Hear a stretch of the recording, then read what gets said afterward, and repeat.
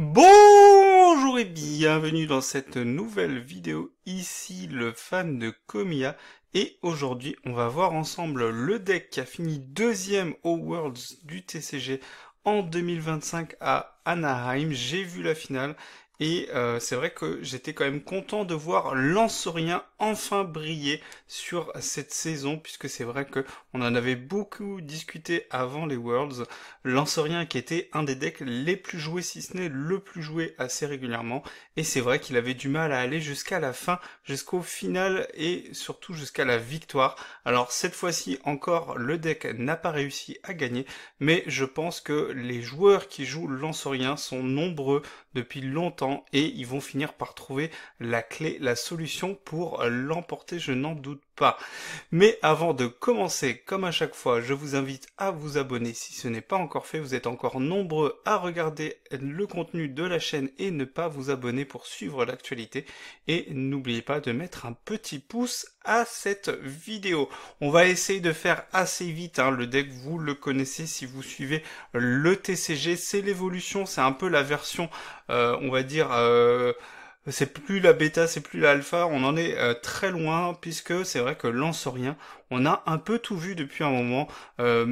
Avant la rotation, c'était joué par exemple avec Régidrago, c'est vrai que c'était très différent, mais depuis la fin du bloc EB dans la méta, eh bien on a vu beaucoup d'itérations de ce deck, et c'est vrai que le deck réussit, marche plutôt pas mal, mais avait toujours un ou deux problèmes face à certains decks. Et avec cette version-là, alors c'est pas la version optimale puisque on est très méta dépendant, c'est-à-dire qu'on va beaucoup dépendre de ce qui est joué actuellement au moment de la méta, mais par exemple face à Gros Mago qui était le deck le plus joué dans ces Worlds, hein, je rappelle un 23% le jour 1 et 30% le jour 2, c'est considérable, je pensais pas que ça serait aussi élevé. Eh bien cette version de Lancerien, elle peut avoir des difficultés, mais je trouve qu'elle est beaucoup plus efficace, et on va le voir, c'est surtout la présence de Noctu Noir qui va permettre au deck de faire face à Gros Mago et à d'autres decks, puisque eh bien la capacité de menacer la mort, le chaos d'un petit Irfoudre par exemple, si vous jouez Irfoudre, de mettre KO les Kirlia, de mettre KO les Dispareptiles adverses aussi, puisque vous avez un très bon match-up face à Lancerien sans Noctu Noir. Donc de manière générale, un très bon match-up, ça permet aussi de mettre à range de Lancerien un Gros Mago et ainsi de suite. Donc c'est quand même assez fort, on va le voir. Et donc ce deck qui reprend des recettes assez classiques des anciens decks de Lancerien, avec notamment le rose bouton en 2 exemplaires qu'on va vouloir jouer dès le début de la partie, et ça c'est possible avec la présence des 4 Pauphins copains qu'on va prioriser en début de partie, hein, c'est vraiment sur ça qu'on va jouer, et la présence depuis quelques decks, hein, c'était moins présent avant. Avant, on avait tendance à sacrifier une énergie en début de partie pour absolument mettre le rose bouton, et depuis quelques mois, depuis quelques temps, eh bien, on voit Latias arriver de plus en plus. Alors, ça a ses avantages, ça a ses inconvénients, c'est toujours pareil, hein. On peut pas ajouter une carte sans avoir des inconvénients, on peut pas ajouter une carte sans avoir à un moment ou à un autre, eh bien, des désavantages ou des parties négatives. L'avantage, évidemment, c'est que vous sacrifiez plus les énergies, et comme on va vouloir mettre assez rapidement des énergies, cela dit, cette version joue la version avec la Neo Energy Up, hein. Donc c'est un tout petit peu moins grave puisque vous êtes entre guillemets assuré d'avoir un Lancerien qui sera prêt en un tour, évidemment si la carte n'est pas dans les récompenses, mais ça c'est toujours pareil. Mais c'est vrai que le Latias, d'un côté, ça vous permet de pivoter en début de partie pas les Dispareptiles, les Fantirmes, si vous avez commencé avec un Fantirme, un Skelenox, ou même Ursaluna, hein, ça peut arriver malheureusement puisqu'il est dans le deck, ou un petit Fortissimia. Et bien, comme ça, si vous commencez en deuxième, vous êtes sûr d'ouvrir avec Rose Bouton, et c'est ce que vous allez vouloir faire évidemment dans cette version du deck face à quasiment tous les decks, hein. Ce deck là ne joue pas la TM Evo, il joue pas la capsule technique évolution, et c'est bien normal, hein, parce qu'en général, si on joue rose bouton, on va pas jouer la TM Evo, puisque ça vous obligerait à mettre une énergie sur le rose bouton, et derrière, eh bien, évidemment, c'est un peu plus compliqué de rattraper le coup, puisque la capsule évolution force à avoir une énergie, même si rose bouton a une attaque qui n'a pas de coût d'énergie. On complète avec la ligne classique, hein, 4-4-3. C'est un des rares Pokémon dans le TCG, une des rares lignes évolutives avec Romago, j'ai envie de dire. On va vouloir jouer quasiment tout, hein, on est quasiment à 4-4-4. Alors 4-4-2, ça peut s'envisager, évidemment, mais c'est un risque un peu plus grand, puisqu'en général, on va forcément quasiment toujours, si la partie dure longtemps, jouer avec minimum 2 lansoriens. Le troisième est là surtout pour pas avoir des soucis s'il y en a un qui est dans les récompenses. Ça peut arriver qu'il y en ait 3 dans les récompenses, hein. Demandez à Justin qui a réussi à 6 en finale. Je crois que c'était au top 4, dans un match au top 4. Il était serein parce que il a pas complètement perdu ses moyens, parce que c'est vrai, on se dit avec 3 lansoriens dans les récompenses, on est foutu. Mais en fait, comme avec les Noctu Noirs et les Terraclopes, il peut récupérer une récompense sur un petit Pokémon assez rapidement, et qu'il avait une chance sur 2 de récupérer le lansorien, eh bien il s'en est plutôt bien sorti. Je crois qu'il gagne ce match en top 4. Donc voilà, le deck est assez fort. J'ai pas encore testé, donc on va tester ensemble tout à l'heure dans TCG Live.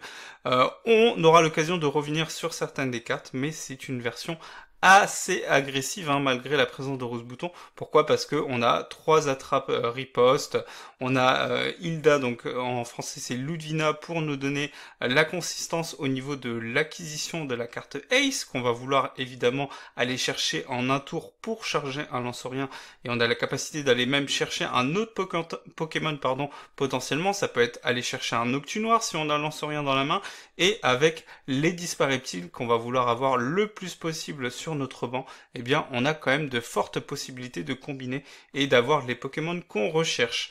Le stade, c'est évidemment la tour de brouillage, même si ça reste à réfléchir. Je pense qu'on peut...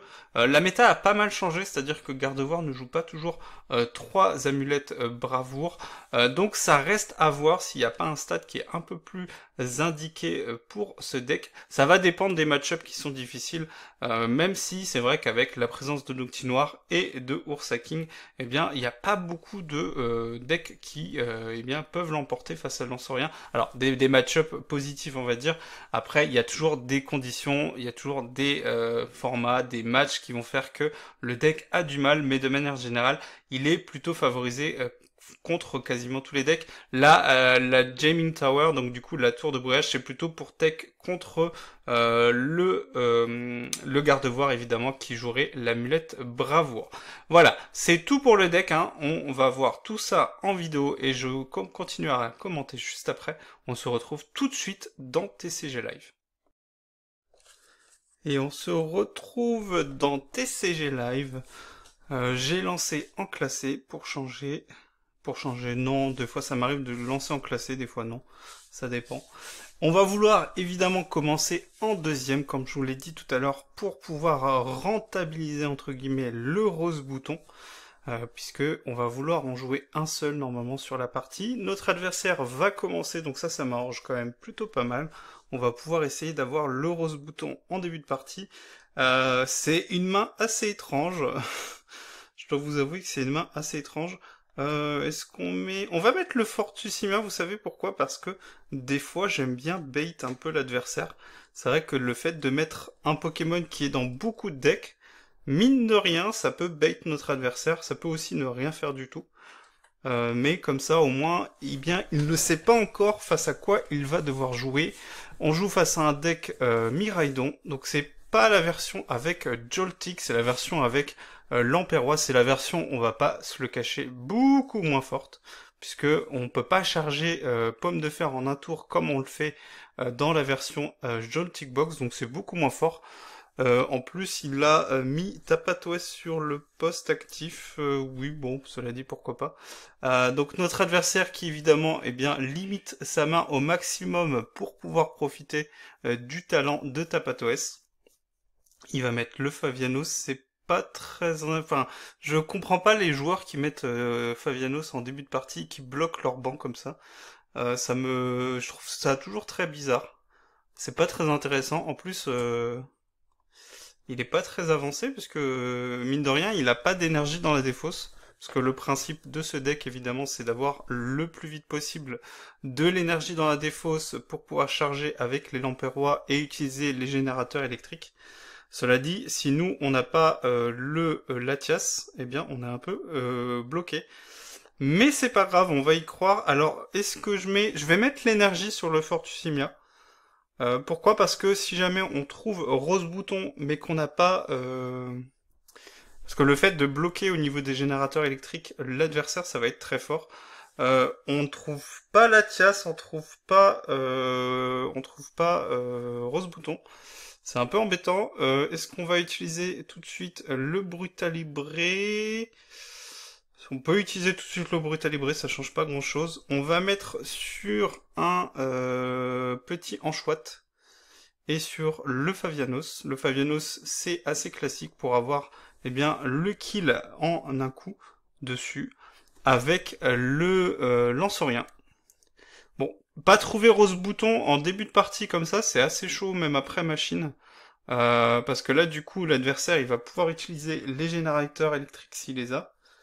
Et il pourrait déjà faire un kill avec le pomme de fer rapidement. Il a une énergie électrique, ok. Est-ce qu'il a des générateurs électriques? Il a pas d'énergie dans la défausse pour l'instant. Il peut en mettre une avec le Tapatoès. Mais s'il fait ça, il peut pas charger le pomme de fer. Donc il est un peu bloqué. Donc c'est pour ça que j'avais dit que d'ouvrir avec le Tapatoès, c'était pas forcément la meilleure idée. Ouais, du coup tu fais quoi? Tu mets le pomme de fer? Non, il met Miraidon, ouais, parce que sinon il peut pas utiliser le talent, évidemment. Par contre, nous on a vraiment des mains de pas terribles. Bon, pour l'instant le pomme de fer me fait pas plus peur que ça. Il prend beaucoup de temps à le charger. On a une autre énergie lumineuse, ça c'est bien. Mais on n'a pas de moyen de ramener que ce soit un rose bouton ou les dispareptiles. Ordre du boss, ok si tu veux. C'est pas forcément super intelligent de ramener Brutalibré parce que ça voudrait dire que derrière je peux le récupérer avec la civière et le réutiliser. Donc c'est pas l'idée du siècle. On a machine, on va utiliser une énergie lumineuse sur le Fantirme. Alors, on est très agressif sur les machines, mais en même temps on n'a pas le choix là, on est un peu bloqué. On n'a toujours pas regardé le deck d'ailleurs, c'est n'importe quoi. En même temps, j'ai pas eu l'occasion de le faire. On a le premier Dispareptile, ça c'est plutôt pas mal, et on a la possibilité d'aller chercher éventuellement Latias, mais pas Rose Bouton, donc faudrait trouver un moyen de trouver Rose Bouton. Et à ce moment-là, on irait chercher Latias. On a un moyen d'aller chercher Rose Bouton, donc on va aller chercher Latias. Faut qu'on fasse attention à pas bloquer le banc. Donc on va mettre Rose Bouton et du coup on a les Skelenox. On va quand même jeter un coup d'œil au deck. C'est vrai que là on est quand même assez lent. Peut-être que j'aurais dû attendre pour le Brutalibré. Parce que c'est vrai que là du coup on s'est bloqué au niveau du banc. Est-ce que c'est si intéressant que ça de bloquer? Bon, en même temps, il a pas d'énergie dans la défausse et il a pas les magnétons, donc il a pas vraiment de moyen de mettre de l'énergie dans la défausse à part avec le comment il s'appelle, le Miraidon, mais le coup de retraite est de un seulement. Donc s'il bat en retraite, il peut pas charger le pomme de fer. Donc on va utiliser l'hyperball. On n'a pas besoin du lance-rien pour l'instant. Parce que de toute façon on a Ludvina et on va vérifier qu'on a bien un autre lance-rien. Parce que ça veut dire qu'au prochain tour on peut déjà avoir le lance-rien. On a bien déjà un autre lance-rien. Par contre faut faire attention, il y en a un qui est dans les récompenses. Donc faudra faire attention. Le Latias est bien présent dans les récompenses. Et mine de rien, c'est vrai que Brutalibré, il nous embête un peu. C'est aussi pour ça, je pense que il faut peut-être envisager de mettre c'est le plan du professeur Touroum qui nous permettrait, quand c'est comme ça, de récupérer un Pokémon qui bloque un peu le banc. Parce que là, on a même l'impression que c'est Lancerien classique et pas Lancerien avec Noctunoir. Parce que du coup, là, il y a même pas il y a même pas ce qu'il faut sur le banc. Cela dit, comme notre adversaire ne joue pas Pikachu et qui joue uniquement Pomme de Fer et que je vais avoir Lancerien, il risque d'être bloqué puisque l'intérêt de Pomme de Fer évidemment c'est de l'envoyer en début de partie pour faire des kills sur les Pokémon non évolués, hein, les Pokémon avec lesquels on récupère facilement de récompenses. En fin de partie, Pomme de Fer est beaucoup moins fort et il tape vraiment pas fort. Donc à moins d'avoir énormément de ordre du boss, c'est vite inutilisable, hein, c'est moins intéressant en fin de partie. Et là c'est vrai que notre adversaire, je sais pas trop comment il va faire pour mettre KO le Lancerien. On va avoir Lancerien tout de suite. Je pourrais utiliser la recherche, mais la capacité à aller chercher le Lancerien, je vais aller chercher. On va rester avec Rose Bouton, donc on a le temps. Et est-ce qu'on va chercher l'énergie sub? On peut aller chercher l'énergie sub, puisque de toute façon, au prochain tour, on va attacher l'énergie au Dispareptile, au deuxième Dispareptile, et on va utiliser la recherche professorale, donc faut pas s'inquiéter. Ça va peut-être dépendre de ce qu'on va réussir à trouver ici. Rose Bouton, on va pas battre en retraite, puisque pour tuer le Miraidon à coup sûr, pour mettre KO le Miraidon à coup sûr, excusez-moi, évidemment, on ne tue pas les Pokémon. Je prends le Rose Bouton, puisque au prochain tour, s'il n'y a pas machine, on va défausser la main, donc peu importe, on n'a plus besoin de Rose Bouton une fois. De toute façon, on va se taper Rose Bouton tout le temps, hein. Donc c'est aussi ça le problème avec, pareil, le Terraclope. Je pense qu'on n'utilisera plus Terraclope, parce qu'on est déjà beaucoup avancé dans la partie, et j'ai pas encore pu utiliser Skelenox. Enfin, j'ai pas encore pu poser un Skelenox, et là, de toute façon, ça risque d'être compliqué de ramener. Je pense qu'il n'a pas vraiment de moyen de tuer, de mettre KO, excusez-moi, je vais y arriver. Il n'a pas vraiment de moyen de mettre KO Rose Bouton d'ici la fin de la partie, puisque contrairement à moi j'ai un Fortissimia, lui il n'en a pas. Oui, donc il est bloqué, donc clairement là je pense que c'est gagné. Ça risque d'être très rapide. Je regarde, est-ce que j'utilise la recherche? En soi, je suis tellement bien dans la partie. Je vais regarder si j'arrive à trouver Lancerien comme ça avec les Dispareptiles. Ça aurait été peut-être plus intéressant d'utiliser la recherche directement. Mais si je trouve Lancerien ou un moyen de récupérer Lancerien, comme ça, j'ai pas à utiliser la recherche. Mais bon, là, les ressources que j'utiliserai avec la recherche sont pas trop graves. On va se débarrasser du Dispareptile. Pareil, je pense qu'il n'y a pas moyen qu'ils mettent deux Lanceriens KO. Ils pourraient éventuellement mettre un Dispareptile KO avec le Pomme de Fer au prochain tour si il me revenge kill. Mais à ce moment-là, c'est pas trop grave. On a quand même encore les civières. Vous avez vu que j'ai pas défaussé la civière. On a l'Hyper Ball, donc on va pouvoir défausser la tour de brouillage. On n'en a pas besoin. De toute façon, si jamais il met KO le, en même temps, je suis un joueur de Lancerien sans Noctinoir. C'est aussi pour ça que j'ai du mal à jouer le Noctinoir. Euh, je l'ai pas encore mis sur le terrain.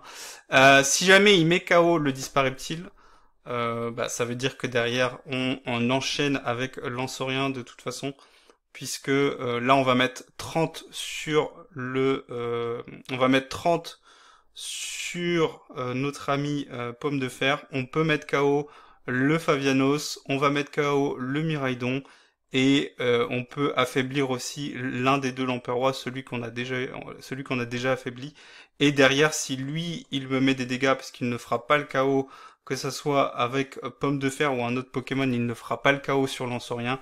J'ai le Fortussimia. On va pouvoir, quoi qu'il arrive, au prochain tour, mettre KO un des Lamperois. Et il a toujours pas en plus d'énergie dans la défausse, donc ça risque d'être très compliqué pour mon adversaire. On n'a même pas eu à utiliser toute l'étendue, et on récupère le Lancerien qui nous manquait, mais de toute façon maintenant on en a plus besoin, je pense. Enfin si, on va pouvoir faire évoluer le Dispareptile, hein, parce que le Dispareptile, comme je vous l'ai dit, il est susceptible d'être mis KO, mais de toute façon, si jamais il met KO un de mes Pokémon en utilisant Boss ou la trappe riposte, derrière, on met KO, excusez-moi, je vais y arriver, on met KO le Pomme de Fer et c'est fini, il a plus d'attaquant. Il peut avoir éventuellement, et oui, Reshiram, mais bon, Reshiram, face à Lansorien, ça risque d'être compliqué pour lui. Il a les générateurs électriques, hein, c'est ce que je vous disais du coup. On l'avait bloqué grâce à Rose Bouton un peu tard, mais quand même ça a marché. Cela dit, en fait, là, il a une chance s'il arrive à mettre KO mon Dispareptile. S'il met pas KO mon Dispareptile, même si il met le KO sur un des Lansoriens avec le Zekrom, on finira avec le Lansorien qui est sur le banc, qui va être sur le banc si on y arrive. Après, il peut avoir Machine, mais on a encore pas mal de moyens d'aller récupérer Lansorien, puisque on en a un dans la défausse en plus, c'est ça, donc on pourrait utiliser une civière, on a encore beaucoup de civières dans le deck, on en a utilisé aucune, donc elles sont toutes là. Donc là, c'est fini. Donc voilà, il utilise pression des bras, donc c'est l'attaque la plus forte de Pomme de Fer, mais qui, face à Lansorien, est très très faible. On va utiliser l'ordre de reconnaissance. On va voir ce qu'on récupère. Donc évidemment, là, la situation a fait que, mais on peut imaginer une partie où on utilise les Skelenox. Et ce que ça aurait changé dans cette partie, c'est qu'on aurait pu mettre KO plus rapidement les Lamperrois et ça nous aurait permis d'être beaucoup plus polyvalent sur notre match-up. Ça change pas grand-chose évidemment. Là, vu la tournure de la partie, la difficulté là pour ce deck, le deck Pomme de Fer, Pomme de Fer Miraidon, c'est que la partie va beaucoup trop vite. Comment dire, les decks sont beaucoup trop rapides. Il y a pas le deck est pas assez fort. On va mettre une énergie lumineuse sur Brutalibré pour retirer des cartes du deck. On peut utiliser la civière, mais pas besoin. On va utiliser Plongée Fantôme. On va mettre 30 sur... Bah de toute façon, on met KO Zekrom au prochain tour, donc ça change rien. Mais on va quand même mettre KO un Lamperrois et on va mettre 10 sur le deuxième, ça ne change rien. Il va mettre KO avec Zekrom le premier Lansorien et on aura le deuxième Lansorien. S'il avait eu machine, on n'aurait eu que 4 cartes et là à ce moment-là peut-être qu'il y aurait eu quelque chose. Mais là très honnêtement c'est fini, on a gagné la partie. Ça s'est joué au moment où il a dû mettre Pomme de Fer un peu tôt. Et il a voulu temporiser avec Miraidon, mais Miraidon ne me menaçait pas. Miraidon a eu très rapidement deux coups deux marqueurs de dégâts sur lui. Et derrière, du coup, ça a permis à Lansorien X de faire le travail. C'est pas Zeraora qui fera quelque chose, puisque Zeraora peut éventuellement mettre KO Latias, mais c'est pas ça qui va changer. J'ai peut-être été un peu greedy. J'ai peut-être exagéré quand j'ai mis Latias sur le banc. Peut-être que j'aurais pu mettre un Skelenox à la place. Mais très honnêtement, face à un deck Miraidon, Skelenox et Noctunor, c'est pas ça qui va changer quelque chose. Puisque, eh bien, comme vous l'avez vu, très rapidement, à partir du moment où on a deux Lansoriens X qui sont prêts, eh bien, l'adversaire, comme il n'arrive pas à à récupérer deux récompenses avec le Pomme de Fer, eh bien il ne peut rien faire derrière. Et vu comme c'est parti, s'il n'a pas d'énergie électrique, il va même pas mettre un seul KO, parce que il a décidé de charger le Zeraora. Bon, on aura bien bloqué, je pense, parce que à un moment il aurait pu utiliser les générateurs électriques sur Pomme de Fer. Donc en fait, et il y a une déconnexion. Bon, j'allais gagner, je pense que on en est sûr, c'est pas très grave, c'est pas ça qui va changer quoi que ce soit. Et je vais vous laisser sur ma connexion internet qui n'arrive toujours pas à être à la hauteur. Pour une fois que j'avais lancé en classé et rang hyperball, bon bah je vais perdre des points, c'est pas très grave. Je suis pas à fond sur le ladder, je suis assez indifférent par rapport à ça. N'hésitez pas à me dire dans les commentaires si à chaque fois, à chaque nouvelle saison, vous essayez d'atteindre le rang Arceus. Très honnêtement, c'est pas un challenge. Bon, on va dire que ça permet quand même de maîtriser certains decks. Mais c'est pas l'outil principal, je vous en ai déjà parlé dans de précédentes vidéos. Voilà, on va se laisser sur ça. Donc le deck Lansorien Noctunor qu'on va surveiller, qui a été mis à l'honneur pendant les Worlds, c'était la version de Lansorien la plus... On a un magnifique écran noir pour la conclusion, c'est parfait. C'était la version de Lansorien la plus populaire. Je pense que cette tendance va se maintenir. Mais n'oubliez pas qu'on a Psycho Quack qui va arriver. Après, c'est un peu comme toujours, c'est-à-dire que je vous avais dit un peu la même chose avec la tour de la Team Rocket. Et finalement, les engines à base de Noirfang sont encore très présents, que ça soit pour Earfoudre ou pour EVBox ou même pour TerraBox. Donc, c'est toujours pareil. Quand il y a une stratégie qui bloque une certaine autre stratégie, si la méta fait que cette stratégie n'est pas jouée, donc la tour de la Team Rocket n'est clairement pas jouée, quasiment pas jouée. Donc les personnes qui jouent Noirfang peuvent jouer Noirfang, qui sont pas bloqués du tout, ils sont pas nerfs.